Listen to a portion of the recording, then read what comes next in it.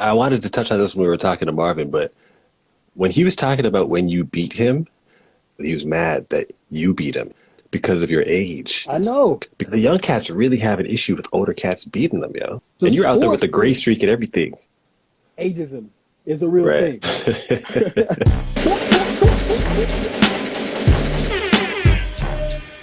Yo, big up the one. Hold on, this bare gunshot for this guy. Hold on.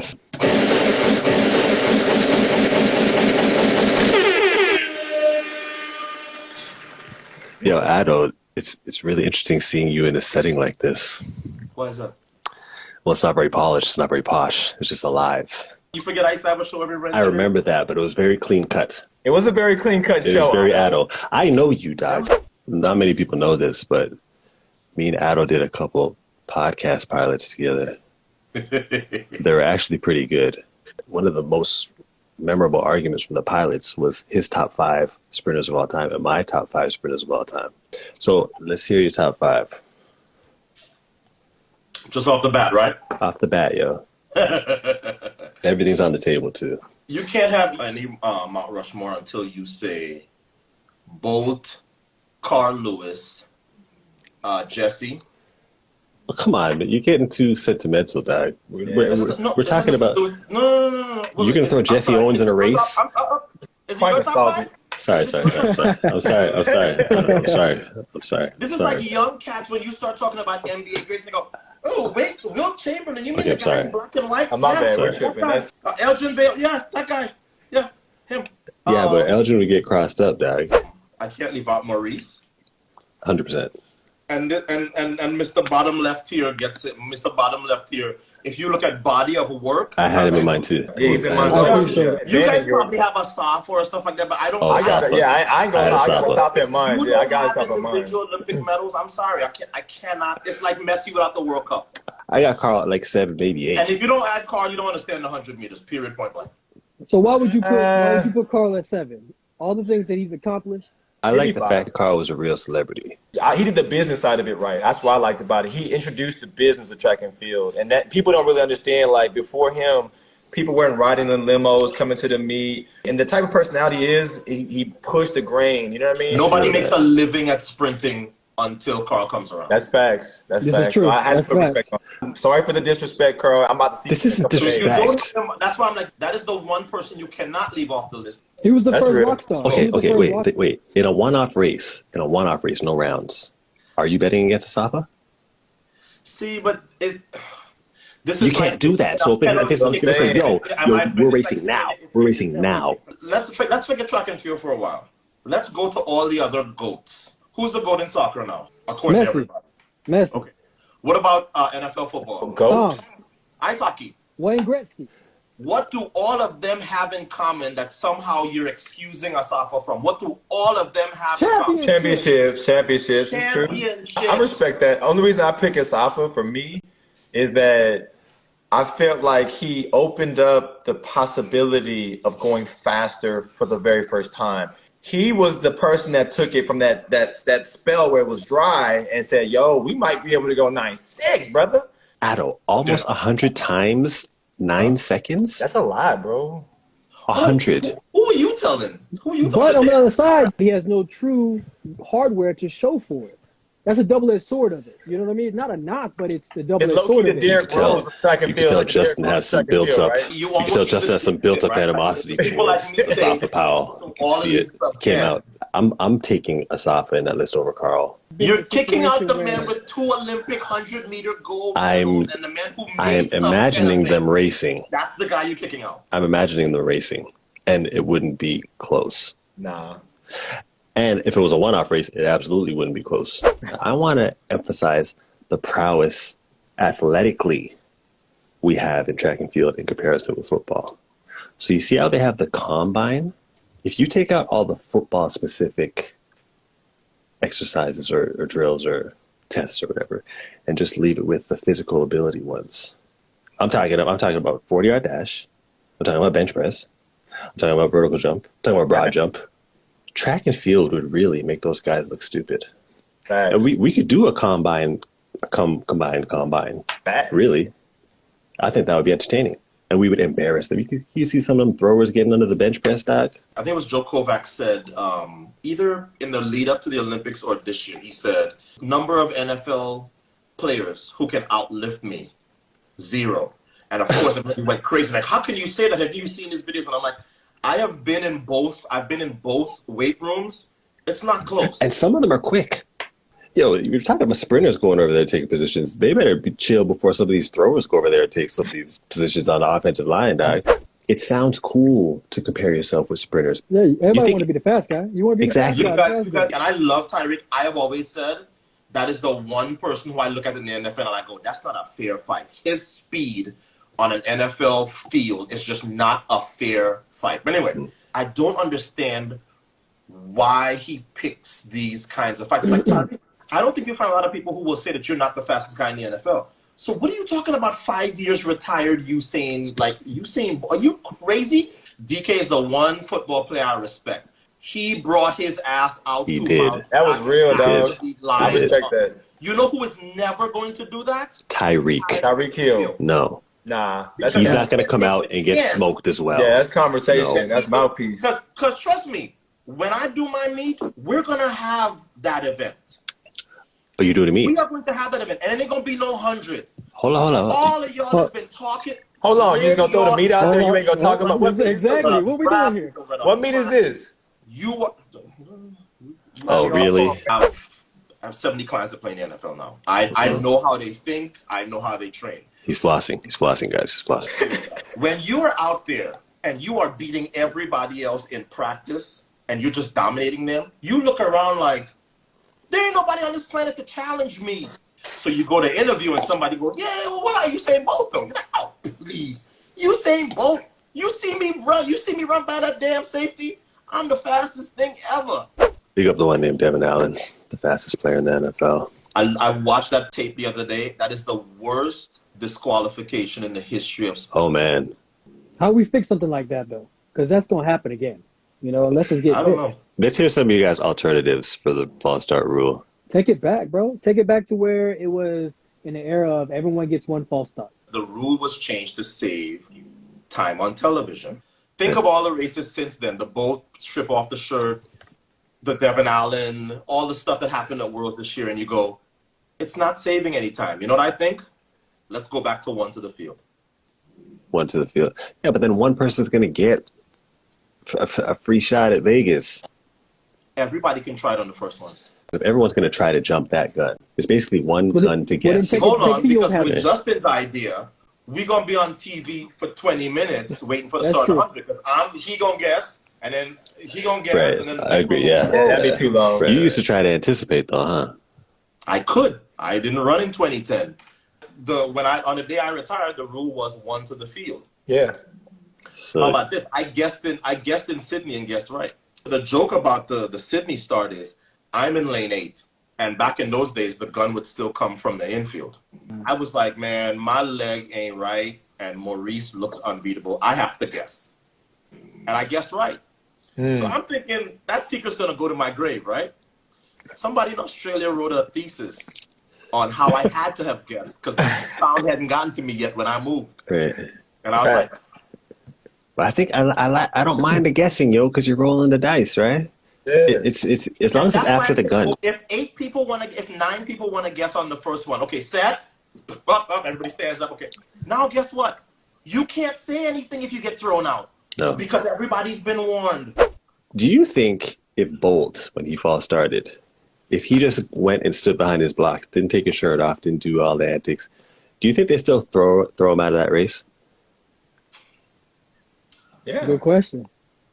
Listen to me. I don't know if Seb was in charge at them times. I'm down to the walkie-talkie like, you better not. You better not. Yep. If he just played it cool. I respect Bolt for that one. Because that would have been a flex of power. Him knowing that he did, man. That's accountability, bro.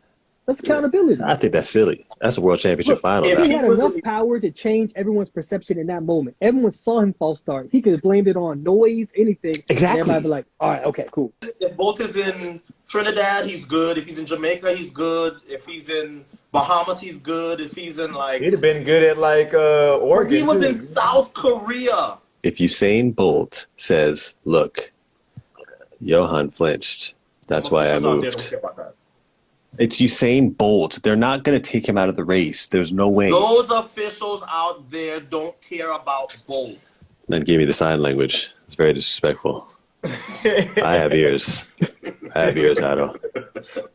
Anyways, I want to talk about the standards that just came out because they caused a lot of uproar.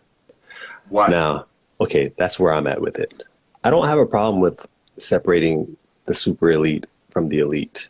It's impossible to have bad performances when you have the super elite out there. You know what Worlds is gonna look like eventually? Playing round, semifinals. That's it.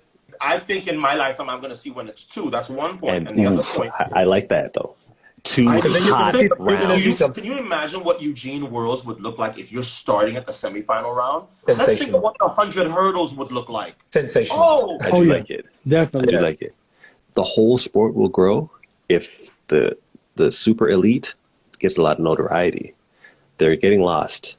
That's my problem with it. They're getting lost. Then you can have these sub leagues like farm leagues that eventually, you get the call to come up to the big leagues. You know what I'm saying? Like, I think that's a good model. The value in track and field is the anticipation of the moment with the real cats, and you don't know what's going to happen, dog. You know what else I've changed, and I never thought I'd say it? World Championships needs to be every year that they're in an Olympics, and it needs to end the season. This down year thing that we do, it's like, down year for what? You messing up with people's careers. Yes. They're peaking in a down year? You know what I mean? Like, they're in their prime in a down year? How do you generate headlines if your biggest thing is, oh yeah, so-and-so is Diamond League? Nobody outside of our sports knows. Yo. They don't. You have to look at an industry and say, okay, I know what's good about it and what's bad about it. You got to piss off some people, break up the model, and then stick to your guns. I may not like Jake Paul, but I admire him for sticking to his guns because he's like, look, this thing that I'm doing, it's working. And people are watching, and it's making me rich. Yeah, so you can call me anything, but don't call me broke. I'm not going to listen to the 50-year-olds and the 60-year-olds because the old heads are not going to sit down and just go, oh, yes, I approve of that. Listen, it was a fight to get mixed relays in the program. I remember them fights. Yeah, but you really feel like that event should be in there, Doc? No, I think the point he's making is change. My favorite event ever. You're just saying change. So well at World Relays. I know, I'm going another direction. Sorry. I couldn't help it. Justin, I'm sorry. I couldn't help it. It just seems like a pointless event. The mixed relay with everybody running the way that they wanted and not randomly the way it should be was one of the best finishes that we had at Worlds this year. I don't remember. I don't even remember what happened. What that finish it was like? bathroom break time. I'd like a 4x1 mixed. So now you like? No, that's different. Relay. That's different. Man, that'd be dope. That would be dope. Anyway, I ain't giving away no more of my ideas. Yeah, is that going to be at your track meet, Ato? The mixed 4x1, is that going to be your track meet? It might. It's in Trinidad, right? Who says my meet gonna be in Trinidad? It's Jedi mind trick. Track is the nerdy girl that you can see all the potential, but she's like she don't wash her hair, dog. Her fingernails is all dirty. The product of track and field is so valuable. Someone is going to see this, and then it's going to be the ugly girlfriend that decided to wash her hair and clean her nails, got with a new man and got her shit together, and all of a sudden everybody wants her. That's exactly what's going to happen, yo. My analogy game is crazy. Big me up for that.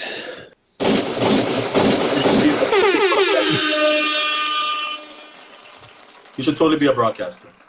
Respect. Respect. There's a lot coming from you, Ato.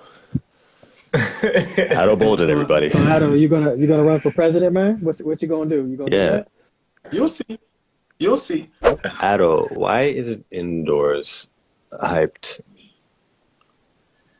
Because it's weird. Indoors is weird. That's a good answer, actually. Good answer, bro. There is no title that you can get indoors that anybody gives a shit about. But okay. I am world indoor champion. Okay, but really, when you really think about it, events like the high jump, the long jump, the pole vault can really be viewed exactly the same. And the 60 is just a different kind of race. It's actually still very interesting because it's who can get to top speed the quickest. It's raw. Yeah, I think it's a raw race. And the anticipation is a little bit higher because you really don't know what's going to happen in 60. Anything can happen in 60. So I the like world that. of track and field forgets about indoor by April. By April. Being late March. Real Talk had Abby Steiner on live. Ato, I'm asking you this because you usually get an ear for contracts. So I was wondering if you hadn't heard some of the numbers. Wow. Somebody said Abby is the Adele of the sport. That's a very good analogy. That is good. That was confident. I ain't giving away the woman's business, but at the same time, I'll tell you she's in the top. She's easily in the top 5 contracts in the sport right now. 5. So the girl ran 21.8 in college. Why shouldn't she? Yeah, okay, I understand that. Have you seen her? Tell me, have you seen her? Have you seen her? Oh, yeah, I've seen her, dog. She's got a good look. She speaks well. She's fast. Obviously, she appeals to the white demographic. There's a large majority of the USA. Obviously, she's going to reel in a lot of eyes. You got to look at it, man. It's an economy. Marketability one. Number one. Yeah, that's primary. So wherever the tension is at, that's where the money's going to flow to, obviously, right? I'm thinking of the housewife who's going to turn on the television at the Olympic trials in 2024 in Eugene for the team to pick the team to Paris. And she's going to turn on that TV and she's going to be like, listen, I like Abby. The thing is, I'm just not drawing a blind eye to her. She's white. Obviously, that's playing a factor. I remember when I was doing broadcasting, and people used to always call me a raisin in a bowl of milk.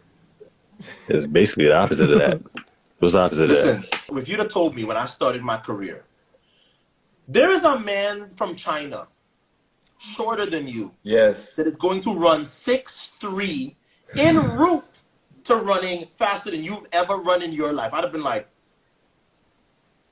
nah. And see, I'm Asian, so that kind of hurts me. You see what I'm saying?